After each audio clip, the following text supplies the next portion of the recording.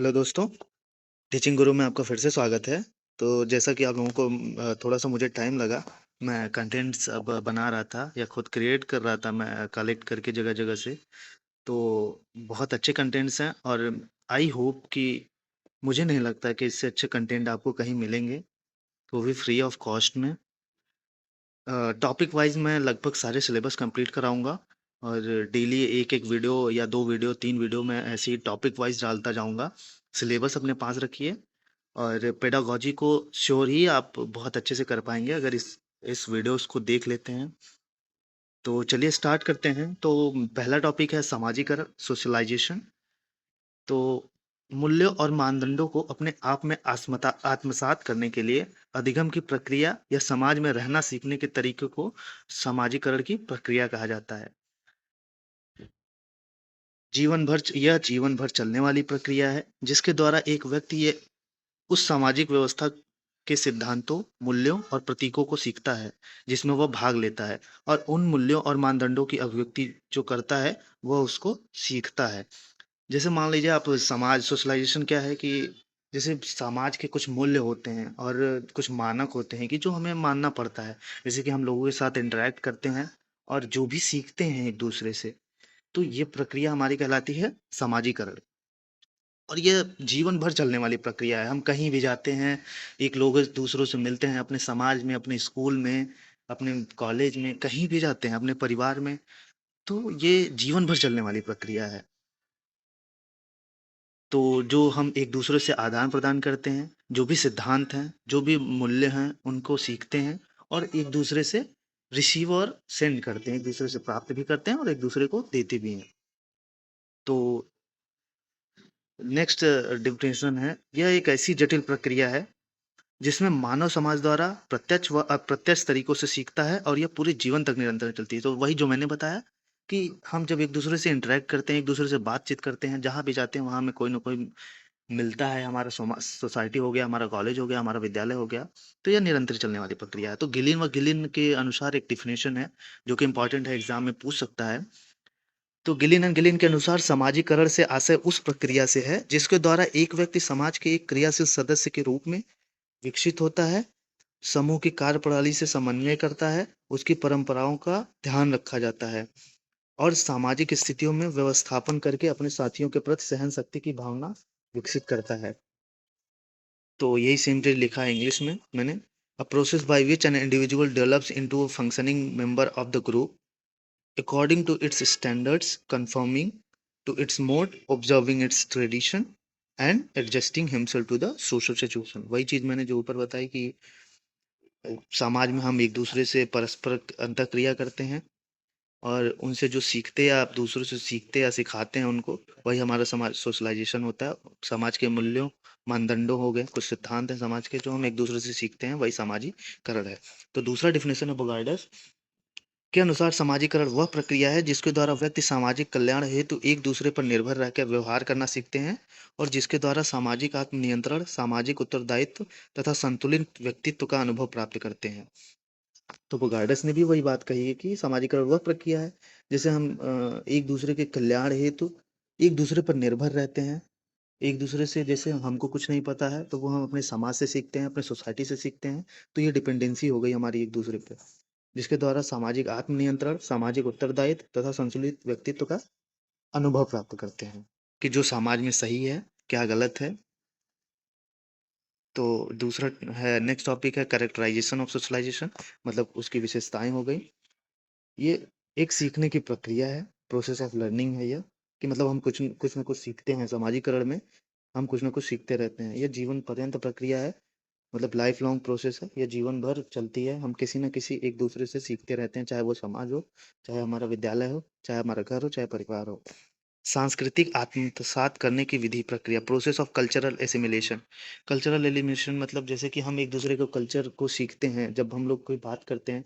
जैसे मान लीजिए कोई अन्य राज्य का है, कोई अन्य गांव का है, तो हम उसके जो भी कल्चर है, संस्कृति है, उसकी बोली है, उसकी भाषा है, उसका रहन सहन है, उसका पहनना और ओढ़ना है, वो सब हम दूसरे से ट्रांसफर करते हैं, एक दूसरे से सीखते हैं या ग्रहण करते हैं। समाज के क्रियाशील सदस्य बनने की प्रक्रिया है। तो जब हम एक दूसरे से बात करते हैं, या समाज में मिलते हैं एक दूसरे से, तो इन्वॉल्व हो जाते हैं एक दूसरे के लिए, या एक दूसरे से सीखते हैं, तो यह एक एक्टिव मेंबर हो जाते हैं हम सोसाइटी के। सांस्कृतिक संचार की प्रक्रिया, प्रोसेस ऑफ कल्चरल ट्रांसमिशन। तो हम एक दूसरे से अपनी सांस्कृतिक जो भी बात बोली भाषा है, उसको हम ट्रांसफर या ट्रांसमिशन करते हैं, एक दूसरे से शेयर करते हैं। सामाजिकरण की विशेषताएं, जी यह जीवन भर चलने वाली प्रक्रिया है। व्यक्ति की भूमिकाएं उसके सामाजिक स्वभाव की अभिव्यक्ति होती हैं। समाज में व्यक्ति जो कुछ भी संचार करता है, उसकी प्रकृति समाज के साथ उसकी अंतःक्रिया के प्रभाव से निर्धारित होती है। तो चलिए, सामाजिकरण के कुछ सिद्धांत हैं। पहला है आत्म, जो किसने दिया है, यह बहुत इंपॉर्टेंट है, मे बी यहाँ से क्वेश्चन पूछ लिया जाए। पहला है आत्मदर्पण का सिद्धांत, जो हार्टन कोले ने दिया। दूसरा है समाजीकरण का आत्म और तदात्म सिद्धांत, जीएस मीड ने दिया, जीएच मीड ने। तीसरा है क्रिया प्रसूत अनुबंधन का सिद्धांत, जिसको बीएफ स्किनर ने दिया। नेक्स्ट है सामाजिकरण का पारिस्थितिकी सिद्धांत, जिसको यूरी ब्रोफेन ब्रेनर ने दिया। तो सामाजिकरण की कुछ एजेंसियां हैं जिसको हम देखते हैं,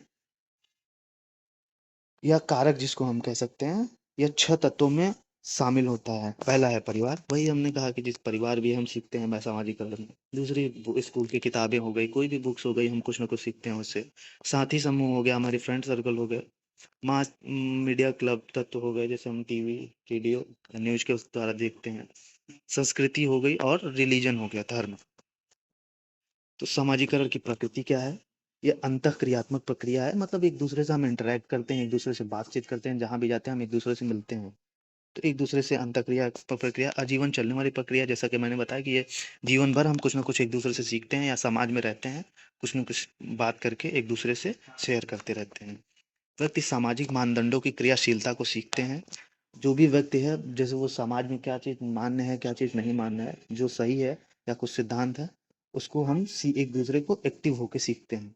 व्यवहार में आजीवन संशोधन, हमारे व्यवहार में परिवर्तन होता है, जैसे कि हम देखते हैं कि समाज में क्या सही है और क्या गलत है, तो उसको देख के ही हम अपनी जीवन में संशोधन करते हैं कि हाँ, ये चीज़ मुझे करनी चाहिए, ये चीज़ नहीं करनी चाहिए। नेक्स्ट है, यह समाज में व्यक्ति की भूमिका को परिभाषित करता है, कि जैसे भी समाज में हम एक अपने आप को दिखाना चाहते हैं, अपने आप को, हमारी भी क्या भूमिका है समाज में, तो हम जो भी हमारे नैतिक मूल्य हैं समाज के, या जो भी मानदंड हैं, या जो भी सिद्धांत हैं, उसके थ्रू हम अपने आप को प्रदर्शित करना चाहते हैं कि हाँ, हमारी समाज में भी कुछ भूमिका है। तो हमारी यह समाज में व्यक्ति की भूमिका को भी परिभाषित करता है। नेक्स्ट है शिष्टाचार तथा संस्कृति को हस्तांतरण करता है। ये सही बात है कि जब भी हम एक दूसरे से, चाहे किताबें हो गई, चाहे समाज हो गया, हमारा परिवार हो गया, जब भी एक दूसरे से इंटरेक्ट करते हैं, तो हमारी संस्कृति का ट्रांसफर होता है एक दूसरे से। एक नेक्स्ट टॉपिक दिया हुआ है इसमें, विकासात्मक समाजीकरण क्या होता है। ये डेफिनेशन है विकासात्मक समाजीकरण का। विकासात्मक समाजीकरण में एक अधिगम की प्रक्रिया शामिल होती है, जहां संस्कृति से संबंधित सामाजिक कौशल और विकास की अपनी अवस्था को विकसित करने पर अधिक ध्यान केंद्रित किया जाता है। तो विकासात्मक समाजीकरण क्या है कि इसमें अधिगम की प्रक्रिया शामिल होती है। इसमें भी हम कुछ ना कुछ सीखते हैं, जहाँ संस्कृति से संबंधित हो गया, वो समाज के कौशल हो गए, सामाजिक स्किल्स हो गई, कि हाँ, ये चीज़ मुझे करना चाहिए, ये चीज़ नहीं करना चाहिए, समाज के लिए ये सही है। और विकास की अपनी अवस्था, कि हमारा खुद का जो डेवलपमेंट हो, हमारा भी डेवलपमेंट हो, सोसाइटी का भी डेवलपमेंट हो, परिवार का भी डेवलपमेंट हो, पर इस पे अधिक ध्यान केंद्रित किया जाता है, मतलब अधिक इस पे बल दिया जाता है। जैसे एग्जाम्पल लेते हैं, हाई स्कूल का बच्चा मौखिक संचार को बेहतर करने के लिए नए छात्रों को अंग्रेजी पढ़ाना शुरू कर देता है। जैसे कि मानते हैं हम कि खुद के विकास से रिलेटेड है ये, कि जान मान लीजिए हमको इंग्लिश नहीं आती है, या हम सीखना चाहते हैं, ठीक है, या उसको और बढ़ाना चाहते हैं कि कैसे हम उसको इम्प्रूव करें। तो मान लीजिए मैं हाई स्कूल में हूँ, और मैंने कहीं कोचिंग में या कहीं खुद से ही अपने आस पड़ोस के बच्चों को पढ़ाना चालू कर दिया इंग्लिश को, तो जिससे हमारा खुद का विकास होगा, हमारी मौखिक जो भी है, मुंह से बोलने का तरीका, हमारा कम्युनिकेशन स्किल का ग्रोथ होगा। तो यह प्राय बाल्यावस्था और किशोरावस्था में होने वाला माना जाता है। ये भी जो है विकासात्मक विकास है, विकासात्मक समाजीकरण है। यह प्राय बाल्यावस्था और किशोरावस्था में होने वाला माना जाता है। तो एक नेक्स्ट टॉपिक है पुनर्समाजीकरण। यह जीवन में किसी के विकास के भाग के रूप उम, यह जीवन में किसी के विकास के भाग के रूप में नए रूप को अपनाने के लिए कुछ व्यवहार स्वरूप और भूमिकाओं को छोड़ने की प्रक्रिया को संदर्भित करता है। पुनर्समाजीकरण होता है, जैसे मान लीजिए कि हमारे समाज में पहले से भी जो चीज़ें हैं और क्या सही है, क्या गलत चीज़ें हैं, उन मूल्यों और सही मानदंडों को अपनाकर हम एक पुनर्समाज का गठन करें, तो वो यह पुनर्समाजीकरण कहलाता है। व्यवहार में परिवर्तन करते हैं, अपनी चीज़ों में परिवर्तन करते हैं, चीज़ों को छोड़ते हैं, तो यही पुनर्समाजीकरण होता है। तो समाजीकरण की प्रक्रिया है, कुछ प्रोसेस है। नेक्स्ट टॉपिक है समाजीकरण की प्रक्रिया। तो प्रोफेसर जॉनसन के अनुसार समाजीकरण के 4 प्रक्रिया हैं। पहला प्रक्रिया है मौखिक अवस्था, ओरल स्टेज जिसको कहते हैं। यह 0 से 1 साल या तक होता है। तो चलिए पहला देखते हैं, मौखिक अवस्था, ओरल स्टेज। बच्चा कुछ जन्मजात शारीरिक और मानसिक क्षमताओं के साथ पैदा होता है।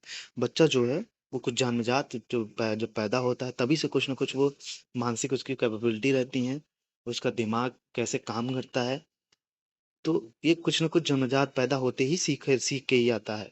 माता पिता में माता सबसे पहले होती है जो सामाजिकरण की प्रक्रिया शुरू करती है। तो जैसे माता पिता में हो गया, वो जो माँ होती है वो पहले सामाजिकरण की प्रक्रिया शुरू करती है। इस चरण में बालक नकल करके सीखता है तथा जवाब देता है। यह चरण जन्म से लगभग 1.5 वर्ष की आयु तक रहता है।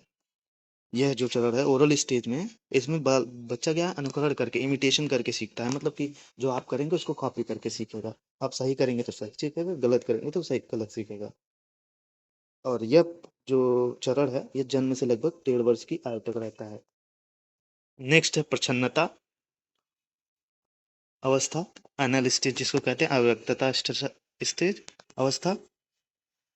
This stage start from 1.5 year and continues till three years. यह अवस्था जो है वो 1 साल से लेके 3 साल तक, मतलब 1.5 साल से लेके 3 साल तक रहती है। और इस in this stage the main source of socialization of the child is family. और इस अवस्था में जो सब बच्चे का सामाजिकरण है वो इम्पोर्टेंट है, वो सामाजिकरण का इम्पोर्टेंट स्रोत है, वो है परिवार। In in the family, he starts to learn many things like speaking, walking, eating, etc. He also learns toilet draining and starts recognizing family relations. तो बच्चा का, जैसा कि ये इस अवस्था में बच्चे का जो सामाजिकरण स्टार्ट होता है वो परिवार उसमें मुख्य भूमिका निभाता है। बच्चा परिवार से ही अपना चलना सीखता है, बोलना सीखता है, खाना सीखता है, और परिवार में ही पहचानता है कि ये हमारे मम्मी हैं, ये हमारे पापा हैं, ये हमारे भाई हैं और ये चाचा हैं हमारे। तो ये परिवार से सीखता है। आइए तीसरी अवस्था में चलते हैं हम। गुप्त अवस्था कहते हैं, लेटेंसी स्टेज कहते हैं। यह अवस्था लगभग चार चार वर्ष की आयु से प्रारंभ होकर 12-13 वर्ष की आयु तक चलती है। यह अवस्था 4 वर्ष से स्टार्ट होती है, 12 से लेकर 13 वर्ष तक होती है। इस अवस्था में बच्चा पूरे परिवार का सदस्य हो जाता है। इस अवस्था में जो बच्चा भाई पूरे परिवार का सदस्य हो जाता है, वो भी बड़ा हो जाता है, उसको लोग मानने लगते हैं। रहता तो पहले से भी है, लेकिन अब जो भी सिद्धांत परिवार के मूल्य हैं उनको समझ के एक दूसरे के साथ सब एकजुट होके रहते हैं और अपना काम करते हैं। वह सहकारी मानसिकता और संस्कृति के कुछ अनौपचारिक पहलुओं जैसे लोकगीत, स्तुति, तथ्य, रहस्य, निषिद्ध ज्ञान आदि प्राप्त करता है। तो इसलिए कहा जाता है कि वही मैंने बोला ना कि कुछ कुछ परिवार के सीक्रेट्स हो गए हैं, कुछ परिवार के पहलुओं को, जैसे लोकगीत हो गई, स्तुति हो गई, ये सब सामाजिक की चीजें हैं जो जो परिवार से ज्ञान प्राप्त करता है, या सामाजिकरण उसका परिवार से ही होता है। चौथा है किशोरावस्था, एडोलेसेंट एज। यह सामाजिकरण का सबसे महत्वपूर्ण चरण है। यह 14 से 15 वर्ष से शुरू होकर 18 से 19 वर्ष तक होता है। तो पहली लाइन इसका यही इंपॉर्टेंट है कि यह 14 से 15 साल से लेके 18 से 19 वर्ष तक होता है। इस अवस्था के दौरान व्यक्ति सहपाठियों और दोस्तों के प्रति अधिक आकर्षित होता है। इस चरण में जो बच्चा है वो अपने सहपाठियों, दोस्तों, यारों की तरफ बहुत ज्यादा आकर्षक होता है। मनोरंजन, फैशन, क्लब, खेल आदि में उसकी अधिक रुचि होती है। जैसे हम ही बड़े हो जाते हैं तो इसमें हमारा टीवी मूवी देखने का काम करते हैं, या कोई क्रिकेट खेलने चले जाते हैं, हमें अच्छे अच्छे कपड़े पहनने का मन करता है, क्लब में जाने का मन करता है, तो इसमें हमारा इंटरेस्ट बढ़ जाता है। तो नेक्स्ट टॉपिक है सामाजिक प्रकरण की प्रक्रिया के कारक घटक जिसको कहते हैं, factors of the process of socialization. तो सामाजिकरण की प्रक्रिया के घटक, पहला है अनुकरण करना, इमिटेशन। जैसे हम मैंने चीज कहे ना कि दोहरा के सीखते हैं, लोग एक दूसरे से सीखते हैं जो समाज में हो रहा है। दूसरा है सुझाव, सजेशन दे के सीखते हैं। सुझाव बहुत महत्वपूर्ण होता है। कि भाई जो सही सुझाव, एक दूसरे से सुझाव लेके हमारा सामाजिकरण होता है कि क्या चीज़ें समाज में गलत है, हम अपने सीनियर से, अपने बड़ों से सुझाव लेते हैं। तीसरा है पहचान, आइडेंटिफिकेशन होता है हमारा कि कौन सही है कौन गलत है, और हमारा एक समाज में एक पहचान सी हो जाती है कि हमारी भूमिका क्या है समाज के प्रति, हम एक उत्तरदायित्व या रिस्पॉन्सिबल हो जाते हैं। चौथा है भाषा। भाषा भी एक बहुत बड़ा घटक होता है, कारण होता है सोशलाइजेशन का। एक दूसरे से हम सीखते हैं, कोई कोई और भाषा बोलता है, सामाजिक विविधता है हमारे यहाँ, अन्य कई प्रकार की विविधताएं पाई जाती हैं, तो इसमें भाषा का बहुत बड़ा रोल है। तो नेक्स्ट टॉपिक है समाजीकरण की इकाइयाँ, यूनिट्स ऑफ सोशलाइजेशन। पहला है प्राइमरी एजेंसी। प्राइमरी एजेंसी क्या होती है? पहला हमारा प्राइमरी एजेंसी है परिवार होता है। सामाजिकरण का आरंभ परिवार से होता है और यह सामाजिकरण की पहली इकाई होता है। तो पहली एजेंसी हमारी है परिवार। भाई परिवार से ही हमारा सब कुछ स्टार्ट होता है। स्टार्टिंग हर चीज़ सोशलाइजेशन हमारा सामाजिकरण की पहली इकाई होती है। ये लाइन इंपॉर्टेंट है, तो परिवार हमारे सामाजिकरण की पहली इकाई होती है। दूसरा है सेकेंडरी स्टेज। सेकेंडरी स्टेज में क्या होता है कि द्वितीय चरण में परिवार हो गया, स्कूल, मीडिया हो गया, धार्मिक संस्थाएं हो गई, ये सब आती है सेकेंडरी स्टेज में।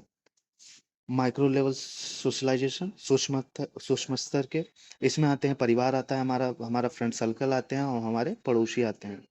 उसके बाद है मेसो लेवल सोशलाइजेशन, जिसमें स्कूल हो गया, धर्म हो गया, सोशल सामाजिक क्लास हो गई, मध्याढ़ स्तर जिसको कहते हैं। तो सामाजिकरण के प्रकार हैं। सामाजिकरण को दो प्रकार में वर्गीकृत किया गया है। पहला प्राथमिक सामाजिकरण, जो परिवार के भीतर मानदंडों और मूल्यों का समावेश प्राथमिक सामाजिकरण कहलाता है। जो भी हम परिवार के अंदर जो भी मूल्य हैं, हमारे सिद्धांत क्या सही है क्या गलत, उसको जब हम अपने अंदर लाते हैं तो वो प्राथमिक सामाजिकरण होता है। यहाँ बच्चे स्वयं को जानना चाहते हैं और अपनी पहचान खोजने की कोशिश करते हैं। प्राथमिक सामाजिकरण में बच्चा, हम स्वयं को पहचानना चाहते हैं कि हमारी भूमिका क्या है समाज के प्रति, परिवार के प्रति, और अपने आप अपनी पहचान खोजने की कोशिश करते हैं इसमें। और इंसानों के दैनिक दिनचर्या को, कार्यों को सीखते हैं कि जैसे जो परिवार में हमारा कोई काम क्या कर रहा है, कौन क्या कर रहा है, हमारी समाज क्या कर रहा है, इन कार्यों को सीखते हैं। उदाहरण इसका हो गया, परिवार हो गया, शौचालय हो गया, जैसे शौचालय कैसे करते हैं, कहाँ जाते हैं, इसका ट्रेनिंग के थ्रू सीखते हैं हम, प्रशिक्षण आदि। दूसरा है माध्यमिक समाजीकरण। विद्यालय के मानदंडों, मूल्यों और व्यवहार स्वरूपों को आत्मसात करने की प्रक्रिया को माध्यमिक समाजीकरण कहा जाता है। जैसे माध्यमिक समाजीकरण क्या है कि जैसे विद्यालय हो गए हमारे, विद्यालय में चर्चा होता है, मीडिया के थ्रू हम सीख लिए, कॉलेज में जाके जो चीज़ें सीखते हैं, चर्चा करके एक दूसरे से सीखते हैं, ये हमारा माध्यमिक समाजीकरण है। प्राथमिक समाजीकरण की विशेषताएं हैं कुछ। प्राथमिक समाजीकरण शैशवावस्था से शुरू होता है, तो प्राथमिक समाजीकरण हमारे शैशवावस्था से शुरू होता है। आत्म पहचान बनाई जाती है, हम खुद को पहचानने की कोशिश करते हैं कि हमारे समाज में वैल्यू क्या है, हम खुद को, समाज की भूमिका, समाज के प्रति हमारी भूमिका क्या है। बच्चे अपनी जन्मजात तथा क्षमताओं तथा अक्षमताओं से परिचित होने लगते हैं कि बच्चे इसमें है कि जो हमारी क्या क्षमता है या हमारी क्या कमियां हैं, उसको जानने वो अपने पहचानने लगते हैं उसको। बच्चे अपनी दैनिक ज़रूरतों जैसे कि शौचालय प्रशिक्षण को सीखना शुरू कर देते हैं। मतलब इसमें बच्चे अपनी दैनिक ज़रूरतें हैं, जो कि डेली की चीज़ें हैं, वो अपना प्रारंभ कर देते हैं, एक दूसरे से सीखना चालू कर देते हैं। तो धन्यवाद। अगर आपको ये वीडियो पसंद आए तो ज़रूर लाइक, सब्सक्राइब और कमेंट करिए। ऐसे ही नेक्स्ट वीडियो में नेक्स्ट टॉपिक पेडागोजी के सीटीपी लेके आऊँगा। Thank you.